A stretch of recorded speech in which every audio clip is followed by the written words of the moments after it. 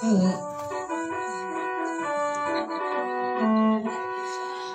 าพอเทียนข้าหน้าปันนาไหลจังไปสลวนลาดหน่อย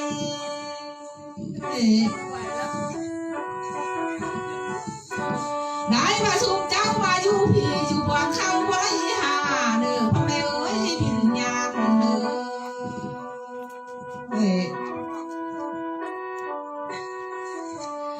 หันมาอยู่วัดป่าบริสุทธิ์เด้อขันมาอยู่เป็นมือหน้าอยากกินข้าวเฮอมีผู้หย่อมาเฮอแม่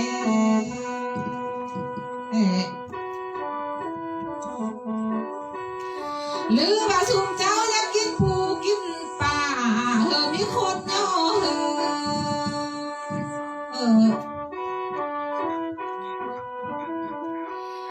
ไล่บ้ามาฮอดดีนะพ่อแม่เอ้ยพิญญาเอ้ยลูกก็มาส่งลำก็ฮอดวันดีแล้วเนี่ย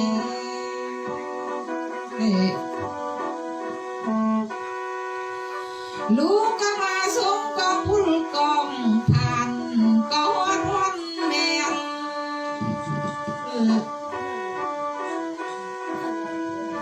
หางเราพอแทนข้าบ้านก่อนบ้านแล้วนะพ่อแม่จังต่างบ้านเลื่อนสั่นวันจูสมเจ้าเนื้อ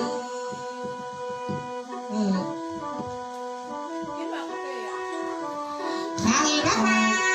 ฮอดดีนะจังเพื่อพร้อมกันตกดิ้นขึ้นเนอเสื่อนลวงลำเยอะพ่อแม่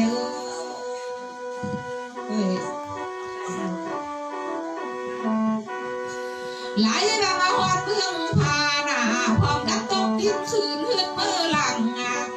เต่าส่งมาเนอพ่อแม่เอ้ยวิญญาณเนอ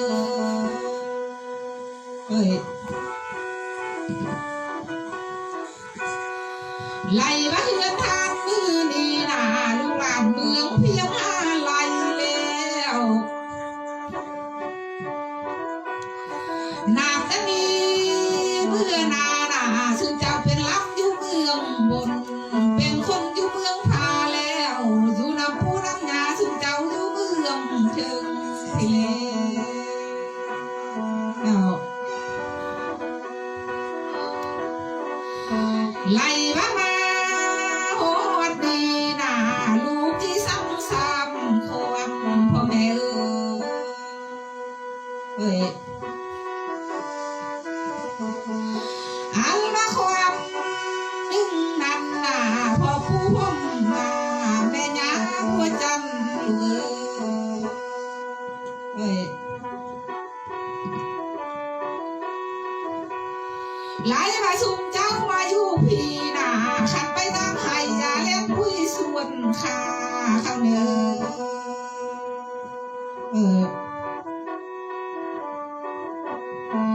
ไหลมาเท่าไอ้เอ้ยเท่าอิ่มเอ้ยนางตาลำพร้อมเด้อไปยามหน้าดามส่วนอย่าไปเข้าสวนเหือส่วนเหือข้าเด้อลูกเอ้ย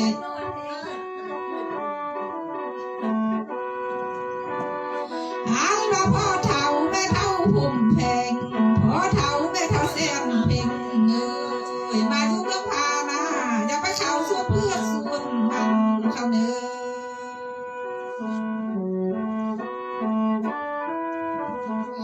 เที่ยงคืน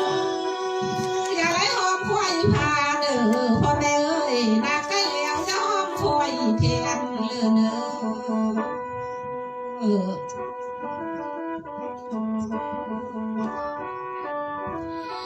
ไหลมาสุ่มเจ้าเห็นแนวบ่ดีบ่งามนะแทนเห็นแทนที่บ่ว่าเด้อแทนจะจื้อเมื่อนาเพิ่งเสื้อคำงานสุ่มเจ้าเลย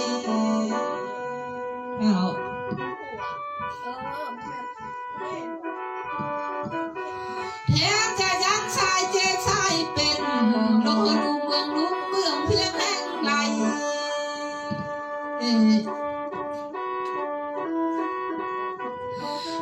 สุขเจ้าเห็นแนวหายหน้าหยาดแต่แทนจีจันสายอมสายไข่ลงเพื่อนลุงละพูดถึงนี่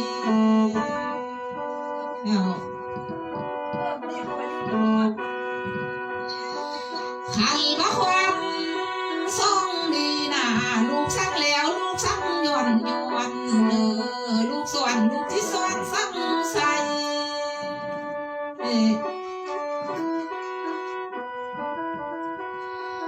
พอผมมาเอ้ยแม่บัวจังหน่อยขันมาเกิดชาตินา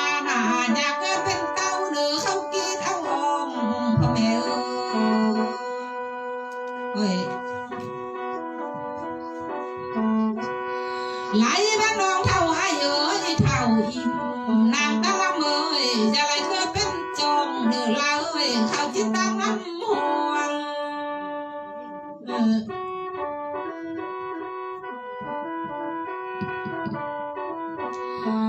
ไหลบ้าพ่อเท่าไปเท่าผมแพงพ่อเท่าแม่เท่าเสียงเพ่งเอ้ยจะไหลเกิดเป็นมอนเขาสักลอกเอาเยืน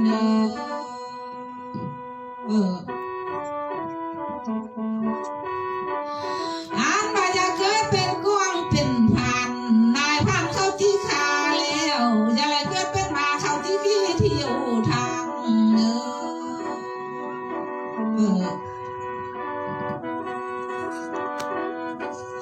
ไหลมาเกิดซาบนาเกิดน้ำลูกไหลปันจะเนอลงเกิดซาบนาเกิดน้ำหลานไหลซ้ำเกิดน้ำลูกไหลเต่าข้างห้องเดือนนี่เนอ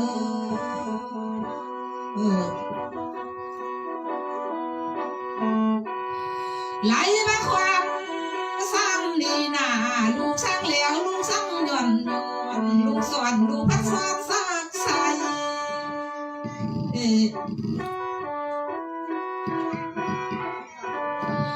ไหลมาเท่าไอ้เอ้ยเท่าอิ่มนางตาเมยทำมาความส่วนอย่าไรลังเด้อบ่ลำสั่งนั้นจนเจ้าหน้าดื้อเด้อ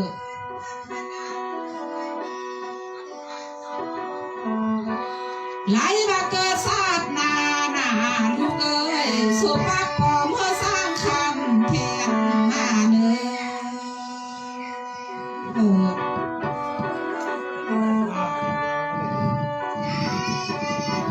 ไหลมาเท่าไอ้เอ้ยเท่าอีเอ้ยนางตาละเมยลูกเกิดชาตินาสุภาพแป่งเธอสร้างคำพ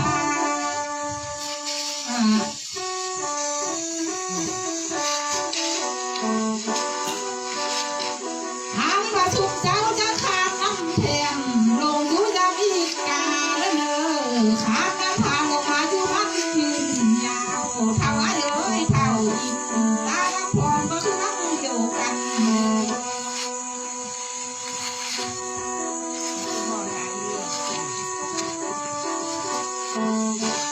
ไหลบักเกิดชาตินาลงผู้ไม่เบื้องลุมจังถึงบุญเท่าไอ้เอ้ยเท่าอิ่มตาละพร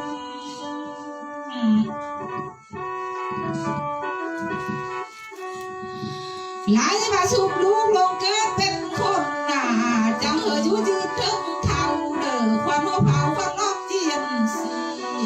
มายืนยาวเด้อ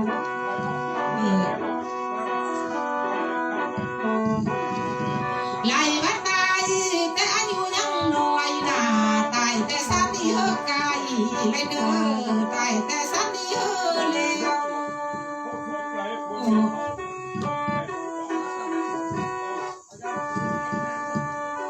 อันมาความบ่ลำส่วนจะลังเด้อบ่ลำสั่งนำต้นเจ้าด่าดูเด้อ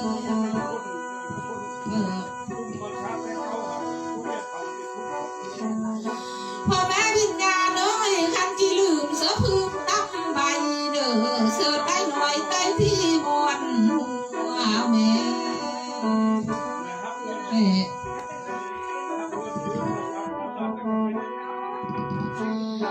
อันมาซื้อบัวเงินเด้อบัวคำควงเก่าเด้อบ่ลำค่อยเบาสุ่มเจ้าจังจื้อจำเอาแม่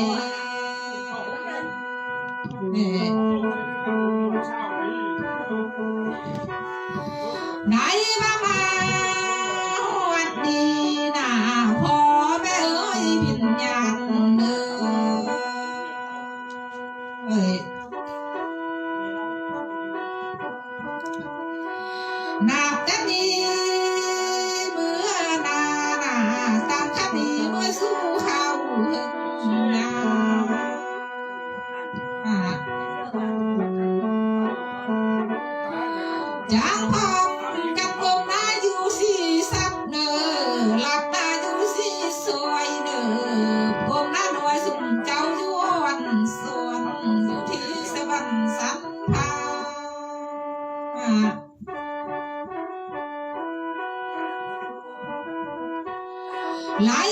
เสียงลูกเอิญพ่อแม่อย่าลูกเลยเด้อบ่เสียงปลุกเสียงหาอย่าได้ตื่น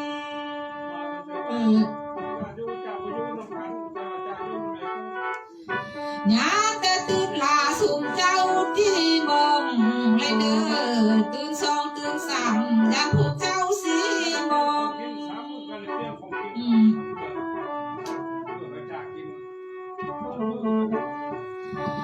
ไล่มามือนี้นะสุขเจ้าเป็นลำอยู่เมืองบนเป็นคนอยู่เมืองพาเด้ออยู่น้ำลับป่าขาวสุขเจ้าเด้ออยู่น้ำสาวป่าคิงแน่เด้อสิงน้ำไหลแทนผู้สาวคาเนี่ย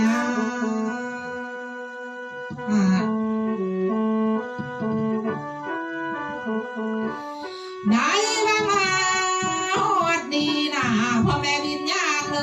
ยลูกมาส่งลำก็ฮอดวันดีมาส่งวิญญาณก็ฮอดวันแล้วโอ้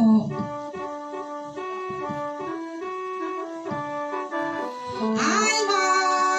ลำน้องเอ้ยมือนี้นะความหักเขามีทอสร้างหน้าที่มองลำเฮาจะได้หางเสียลายนำเด้อ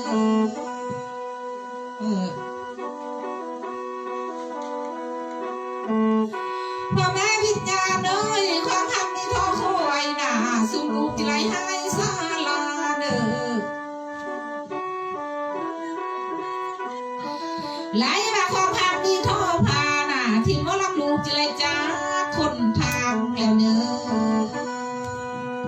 อ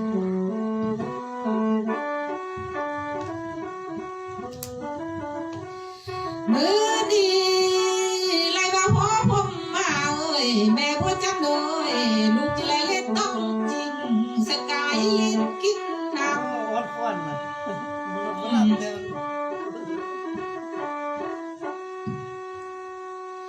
ไหลมาที่บอลำคอยหนาที่ไรสาวห้อยเก้าลงเพียงกว่าเนื้อ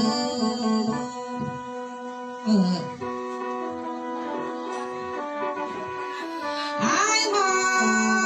ลำคอยเอ้ยขับมาฮอดดีหนามือเมืองสายเมื่อค่ำจ้าน้องแม่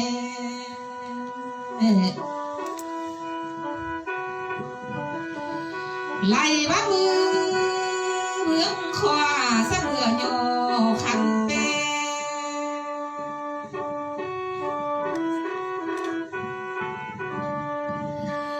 สายเอ้ยเฮาจังอยู่เมืองบน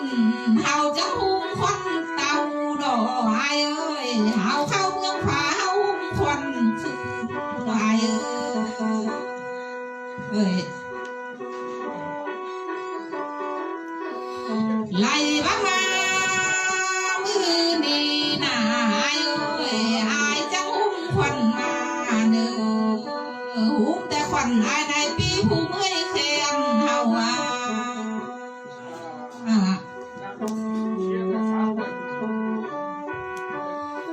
หมอลำเอ้ยอายจังเอิ้นมาเด้อนายแขนนาอายมาหน่วยผู้ที่เมื่อยกอย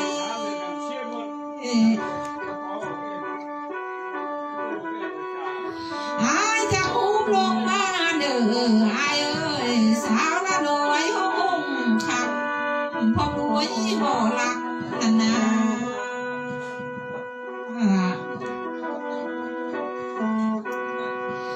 อายจะอุ้มแต่ควันลูกหักผู้นอนแพง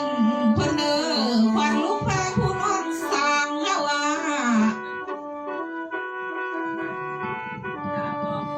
อายจะอุ้มลงมาเด้อแก้วเพียงสามผู้ซื้อนอเทียนเงินเฮา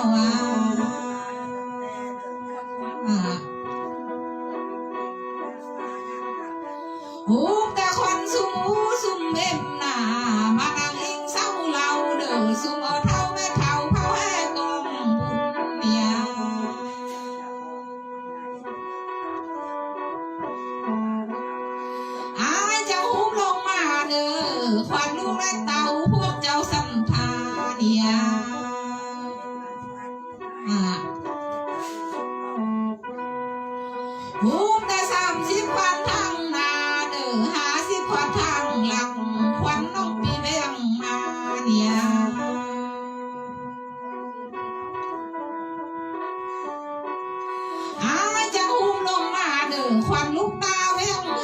น่ะควันหนึ่งติ่นสนิ้วมือซ้อยลอยควันหนึ่งหัวหนึ่งไหวต่ำต่ำอะไรเว้ยอันว่าควันหัวเพอลงมาอยู่น้ำเจ้าเด้อไอ้เอ้ยควันเขาพนัดมาอยู่น้ำชีละเว้ยงานแต่เฮาเมืองบนพี่ควันเฮาเอ้ยสิไปลิ้นนำเป็ดชอบกันละบ่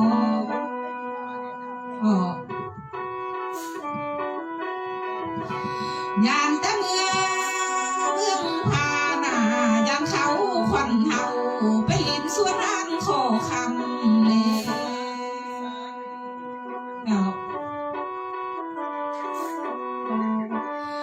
งานแต่เมืองบนไปสอบเก็บล้อลงเด้องานแต่เอาล้อพาเก็บล้อเรื่องอายก็หุ้มลงมาเหนื่อยเอ้ยอายจะเอิ้นลงมาเด้อแต่ล่างแม่เบาเด้อเบาแม่เลี้ยงแม่ล้อคนลงนะ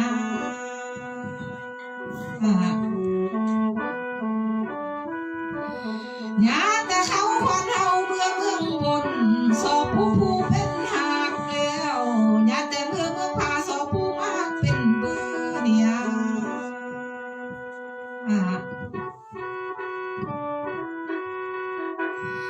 ญาแต่เขาควันเฮาน่ะไปสอบผู้ขิงคือเรื่องอ่อนไปตั้งต้นกินปลาละบ่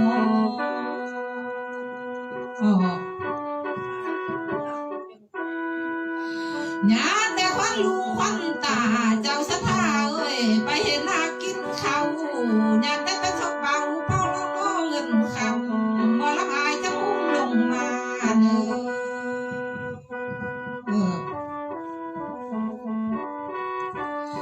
สายเอ้ยอายจะเอิ้นลงมาแต่ส่วนเฮาแม่นางอามออกมาเนื้อส่วนคำแม่นางไอสวนน้องไม้หน้าตั้งหงแทนนา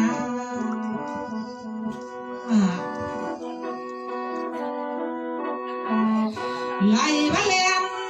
ตู้กงแทนสาวนางอัวน่ะหมอลักอายก็หุ้มลงมาเน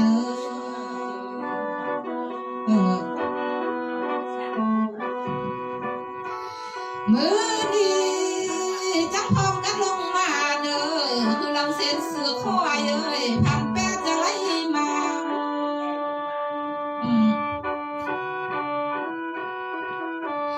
อายหมอลำหมอแขนน้องลาหมอแขนก็คือลังเดียวกันลงมาเด้อคือลังเส้นเสือก3,010หน้าไม้เนอ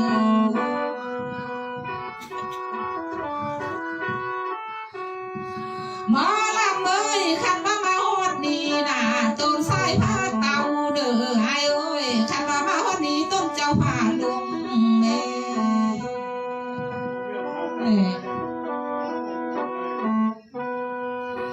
ไล่บาเกี้ยว